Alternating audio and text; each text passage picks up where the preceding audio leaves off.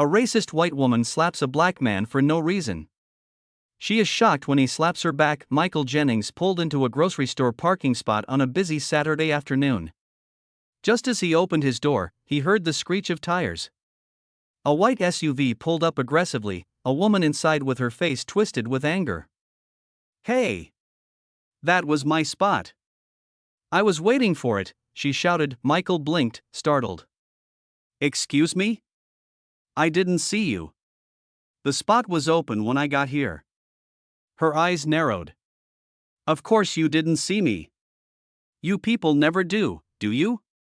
Michael's jaw tightened. He knew where this was going. "Look, I'm sorry if you were waiting, but the spot was empty." "Don't you talk to me like that," she snapped. "I've had enough of you people thinking you can do whatever you want. You're all the same, entitled, disrespectful." "Ma'am, I'm just here to buy groceries. It's just a parking spot." Her face contorted in fury. "People like you are nothing but trouble. You come into nice neighborhoods and ruin everything. I bet you don't even live around here. This is what happens when they let people like you move into our communities," she continued shouting. Michael turned to walk away. "I'm not doing this with you." Before he could take more than a few steps, she shoved him hard from behind. Michael stumbled, catching himself. "What the hell is wrong with you? You don't get to put your hands on me." "Oh, I'll do whatever I want." "You think you can just walk away? Lady, walk away before you do something you'll regret." She sneered. "You don't tell me what to do, boy." The word hung in the air, heavy with its racist implication. Then, without warning, she lashed out. Her hand swung through the air, connecting with Michael's face in a slap so loud it echoed off the nearby cars. Michael stood there stunned. Without thinking, he raised his hand and slapped her back, not with the same force, but enough to send a clear message. She staggered back, eyes wide with shock. Then she exploded. "You hit me! You animal! He assaulted me! This thug thinks he can hit a woman," she screamed as people started paying attention. "You hit me first." "I didn't want any trouble," Michael said. He turned and walked into the store. Inside, he tried to focus on shopping, but his mind kept replaying the confrontation. Her words, boy, pressed on him with ugly weight. When he returned to his car 15 minutes later, his heart sank. Long, deep scratches marred the paint, like someone had dragged a key across it. "Karen." It had to be her. Then he heard laughter. Karen stood nearby with a smug smile. "Looks like someone messed up your precious little car." "Guess you shouldn't have taken my spot," she sneered. "You think this is funny?" She laughed louder. "What are you going to do? Call the cops? They'll just arrest you and take my side." Before he could respond, she climbed into her SUV and, without warning, backed straight into his car. The crunch of metal echoed through the parking lot.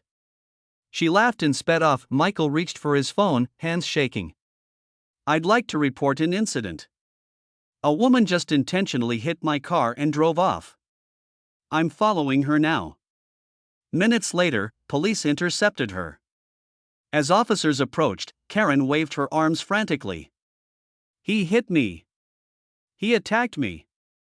Arrest him." Officer Reynolds turned to Michael. "What happened here, sir?" Michael explained calmly the argument, her shove, her slap, the scratches, and her backing into him intentionally. "Lies. He's dangerous." Karen shouted. "There are scratches on my car, officer. And she just rear-ended me," Michael said. Officer Reynolds inspected the damage. "Ma'am, step out of the vehicle." Karen exploded. "You can't be serious. I'm the one who's been attacked." After questioning, Officer Reynolds said, "Ma'am, we have enough evidence to place you under arrest for property damage and assault." "Arrest me? He should be in handcuffs." Before officers could respond, Karen lunged at Michael, fists swinging. "You're nothing." Officers grabbed her, wrestling her into handcuffs as she thrashed. "I'll ruin you," she screamed as they pushed her into the squad car. The next morning, Michael pressed formal charges at the station. Weeks later, the trial began. Prosecutor Miss Hayes stated, Mr. Jennings was simply going about his day. Miss Thompson chose to escalate with assault and property damage. She must be held accountable. Karen's lawyer pleaded, she acted out of frustration. She's a mother having a bad day. We ask for compassion. A bystander testified, she pushed him, then slapped him hard. His slap back was light, defensive, like a reflex to stop her. Miss Hayes cross-examined Karen, isn't it true Mr. Jennings only slapped you after you slapped him first? Karen hesitated. I suppose it was a reaction, yes. The jury returned. We find the defendant, Karen Thompson, guilty of assault and property damage. Karen's face paled as reality hit. Outside the courthouse, Miss Hayes approached Michael. How are you feeling? Relieved, but not victorious, Michael said. People like her don't go away. There are so many more out there. I'm tired of fighting for basic respect. You're right to be tired. It's exhausting, Miss Hayes said gently. But standing up for yourself matters. Every time someone like you pushes back, it makes a difference. Michael managed a small smile. Thanks for everything. As he drove home, he thought about her words. Maybe standing up did matter. Maybe it was the only way to keep pushing back, but all Michael wanted was peace. To not have to fight. To not have to justify his existence. To just be justice had been served. But the bitterness lingered.